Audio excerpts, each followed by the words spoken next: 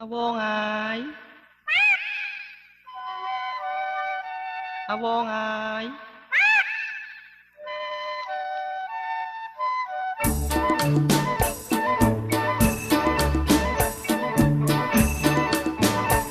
ចាស់ឯងទៅណាហើយនឹងផ្ដាំតាមមនុស្សខ្លាចម៉ែកា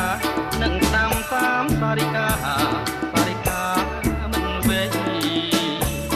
នឹងផ្ដាំតាមមនុស្សខ្លាចម៉ែកា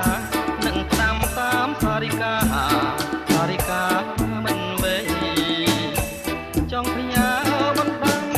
ទៅស្រីថាបងវិលវេរកស្រីវិញហើយឯងស្ដាប់បានទេអវងហើយថាអញមកហើយមកជួបម្ចាស់ជីវិតឯងស្ដាប់បានទេអវងម្ចាស់ឯងគេនឹកអញទេ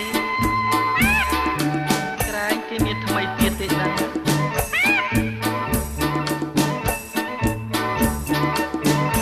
ប៉ោចដូចជាសារិកានាំឲ្យតែខ្លោចផ្សានឹកសង្ការក្នុងចិត្តប៉ោចដូចជាសារិកានាំឲ្យតែខ្លោចផ្សានឹកសង្ការក្នុងចិត្តឯងចេះតែថាមិនគិតឬក៏ការពិតបែកចិត្តមានថ្មីបើដូចអវងឯងស្រដីអញសុខចិត្តណាស់សិនខ្លាយព្រោះសេចក្តីស្នេហាក្រែងមិនមែនពិតទៅដឹងអវងគេមានតែប្រាប់ឯងថាគេស្រឡាញ់ឯងទេ